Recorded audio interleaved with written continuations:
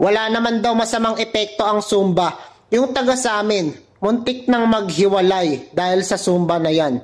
Ang nangyari pala, yung babae nag-Zumba alas 8 ng umaga, umuwi alas 7 ng gabi. Ano sabi nung lalaki? Ano yung Zumba na yan? Buong araw? Baka naman ma-dehydrate na kayo niyan. Siguro, meron kayong relasyon ng instructor nyo. Pagbintangan patuloy yung instructor.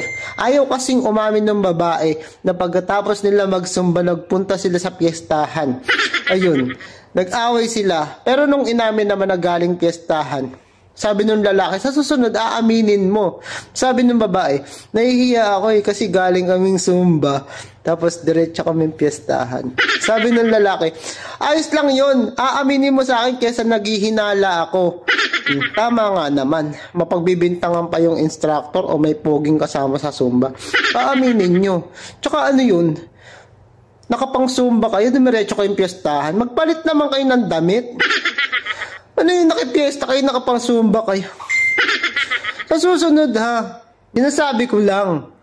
Hindi naman ako nagagalit, syempre masaya naman ako, nag-Zumba ako. Pero nangyayari din naman yan, alas 8 Zumba ng umaga, tapos alas 7 ng gabi yung uwi. Minsan kasi birthday yung piyestahan. Enjoyin lang natin, basta magpaalam tayo ng maayos. Sa susunod, sabihin natin yung totoo. Para hindi naghihinala yung mga natin, mahal natin sa buhay, okay? Tabi dyan, di ka ang kausap ko. Walang away-away, bati-bati tao! Ay.